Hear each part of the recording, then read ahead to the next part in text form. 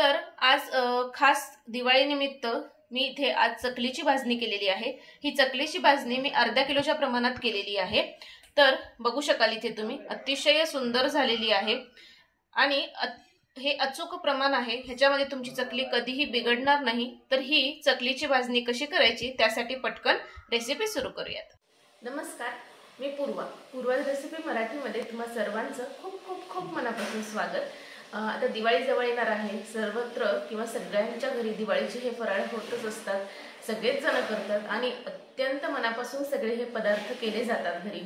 तर आज त्यातलाच फराळाचा एक आवडीचा पदार्थ सगळ्यांच्या जो आवडीचा आहे तो म्हणजे चकली। पण हो, ती चकली करण्यासाठी त्याची भाजणी ही परफेक्ट झालीच पाहिजे। तर ती चकलीची भाजणी आज आपण बघणार आहोत आणि शक्यतो ही चकलीची भाजणी आपण दिवाळीच्या साधारण एक आठवडा तरी आधी करून ठेवावी किंवा आधी गिरणीतून दळून आणावी आणि मगच त्याच्या चकल्या कराव्यात, अशी दिवाळीच्या चकलीची पूर्वतयारी केली जाते। तर आज आपण त्या चकलीची भाजणी कशी करायची त्याची रेसिपी बघणार आहोत। पण आधी लागणारं साहित्य बघून घेऊया। आज इथे मी अर्धा किलोच्या प्रमाणामध्ये चकलीची भाजणी करणार आहे। जर तुम्हाला 1 किलोची हवी असेल, हे जे मी प्रमाण सांगते ह्याच्या फक्त दुप्पट तुम्हाला प्रमाण 1 किलोसाठी घ्यावं लागेल।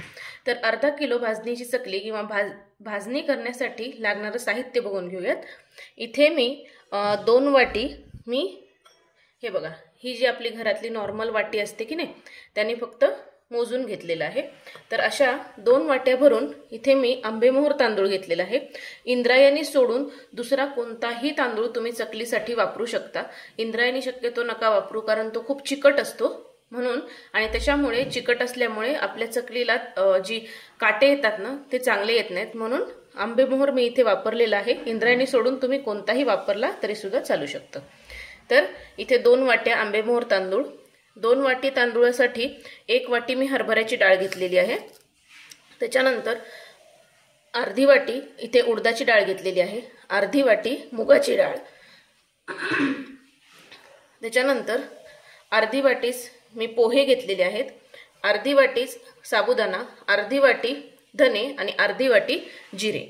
एवढं साहित्य मी घेतलेलं आहे आणि ह्याच्यामध्ये अतिशय हे अचूक प्रमाण आहे। ह्याच्यामध्ये चकल्या खूप खुसखुशीत आणि कुरकुरीत छान होतात। तर हे अर्धा किलोचं प्रमाण मी इथे दिलेलं आहे। तर आता आपल्याला सुरुवात करायची आहे, पण सुरुवात करण्याच्या आधी शक्यतो तांदूळ, हरभऱ्याची डाळ किंवा हे सर्व जे जिन्नस आहेत ना, हे सुरुवातीला डाळी वगैरे हे 1 दिवस आधी स्वच्छ धुवून मग वाळवून ते भाजले जातात। पण शक्यतो आता आजकाल सगळ्यांकडे एवढा वेळ नसतो, तर त्याच्यामुळे आज अतिशय सोपी पद्धत आपण करतोय।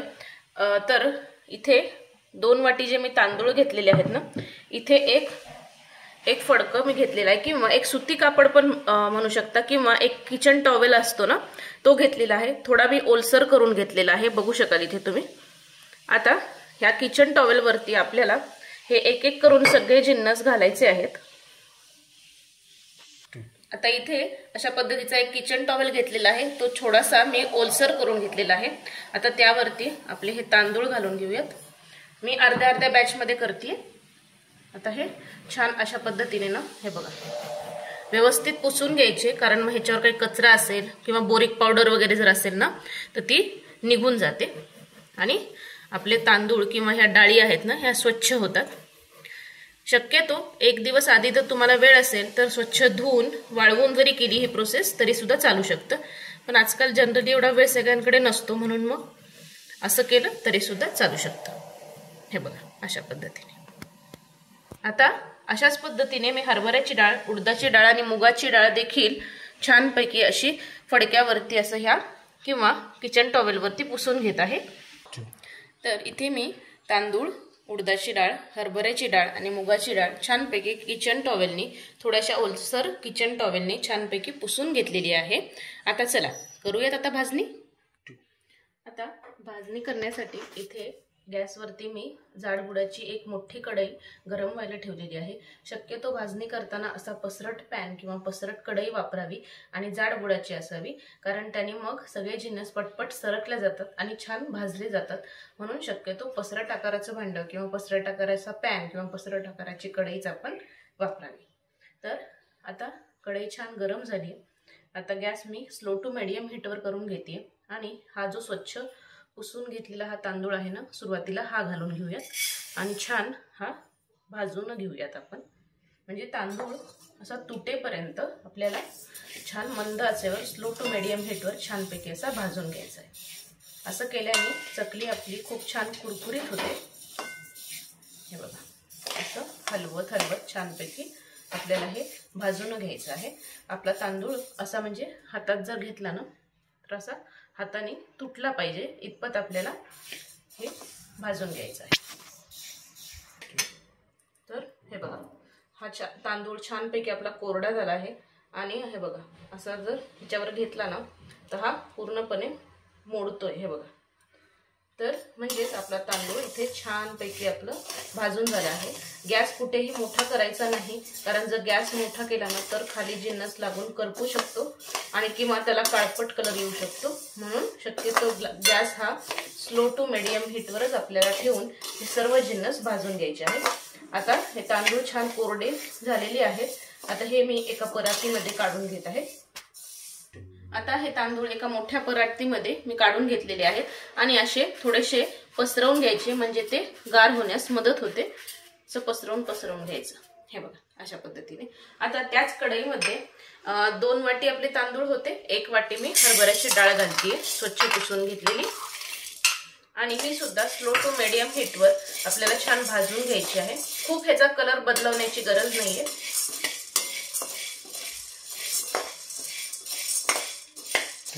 तर इथे हे बघा, हरभऱ्याची डाळ सुद्धा मी छानपैकी भाजून घेतलेली आहे आणि अजिबातही मी कलर बदलवलेला नाहीये त्याचा खूप. हे बघा, आता छान भाजली गेली आपली हरभऱ्याची डाळ. एक साधारण 3 ते 4 मिनिटं लागतात. आता ही सुद्धा हे जे तांदूळ घालून घेतले होते ना, इथे आपण ही डाळ सुद्धा अशी घालून घेऊया.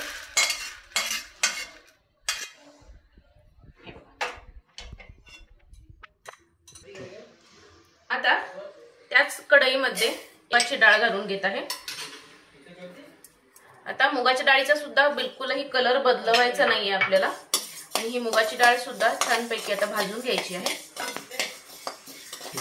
तर हे बघा, मुगाची डाळ सुद्धा मी छानपैकी भाजून घेतली. खूप त्याचा कलर बदलवलेला नाहीये. तर ही सुद्धा या परातीमध्ये काढून घेऊया.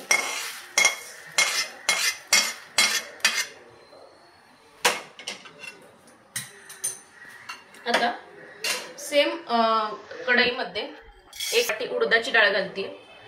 ही देखील छानपैकी आपल्याला ह्याच्यातून खमंग सुवास येईपर्यंत भाजून घ्यायची आहे. तर हे बघा, आता उडदाची डाळ सुद्धा छान भाजून झालेली आहे, सुगंध येतोय त्याच्यामधून. तर ही सुद्धा आपण काढून घेऊयात.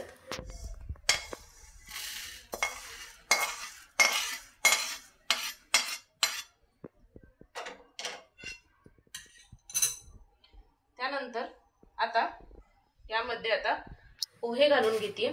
पोहे पण छानपैकी भाजून घ्यायचे कुरकुरीत होईपर्यंत. हे पातळ पोहे आहेत, जाड पोहे नाहीयेत. पातळ पोहे छानपैकी आता हे चुरचुरीत होईपर्यंत, कुरकुरीत होईपर्यंत छान भाजून घ्यायचे. कलर बदलवायचा नाहीये. तर हे बघा, पोहे सुद्धा छानपैकी भाजले गेलेत. हे बघा, हातावर जर चुरले तर चुरल्या जात आहेत हातावर छान, म्हणजेच आपले पोहे सुद्धा भाजून तयार आहेत. तर हे पोहे सुद्धा काढून घेऊयात आपण. एका बोलमध्ये काढते.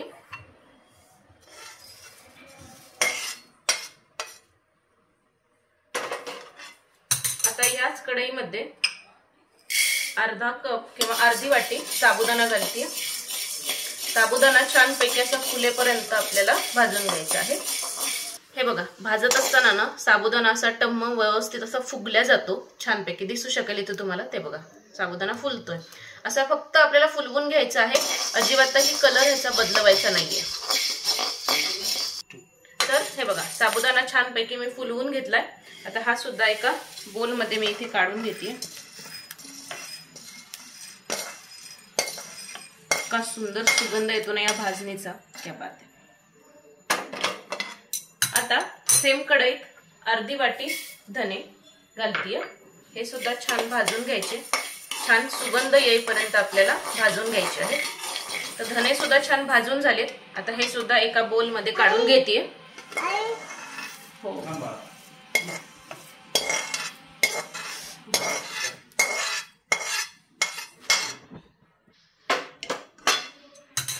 आता सेम कढईमध्येच इथे जिरे घालते, हे पण छानपैकी सुगंध येईपर्यंत भाजून घ्यायचे। आता हे बघा जिरे सुद्धा आपले छान सुगंध येईपर्यंत छानपैकी भाजून झालेले आहेत।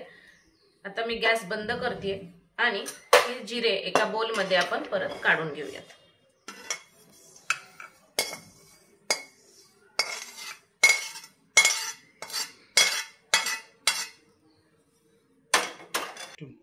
तर हे बघा आता सर्व भाजणी इथे मी करून घेतलेली आहे। बघू शकाल इथे तुम्ही सर्व जिन्नस छानपैकी भाजून घेतलेले आहेत। आता हे सर्व जिन्नस आपल्याला सगळे गार करून घ्यायचे आहेत आणि छान गिरणीवरून अतिशय बारीक असं ह्याचं पीठ किंवा ही भाजणी आपल्याला करून आणायची आहे गिरणीवरती जाऊन। तर ते सर्व जिन्नस मी गार करून हे बघा मी ही भाजणी छानपैकी वरतून दळून आणलेली आहे। अतिशय बारीक आहे, बघू शकाल इथे तुम्ही। तर ही भाजणीची रेसिपी आजची तुम्हाला कशी वाटली कमेंट करून नक्की सांगा। आणि ही भाजणी मी अर्ध्या किलोच्या प्रमाणात दिलेली आहे। तुम्हाला जर हवं असेल 1 किलोचं प्रमाण तर ह्याच्या फक्त दुप्पट करायचं, म्हणजे 1 किलोची भाजणी व्यवस्थित होते। तर ह्या दिवाळीसाठी ही भाजणी अशा पद्धतीने जरूर करून बघा, तुमची चकली कधीही फसणार नाही। तर कशी वाटली आजची रेसिपी कमेंट करून नक्की सांगा। आणि अशाच खमंग खुसखुशीत आणि मस्त मस्त रेसिपीसाठी पूर्वाज रेसिपी मराठीला पटकन सबस्क्राईब करा, लाईक करा आणि शेअर करा। तोपर्यंत मस्त खा आणि स्वस्त राहा। धन्यवाद।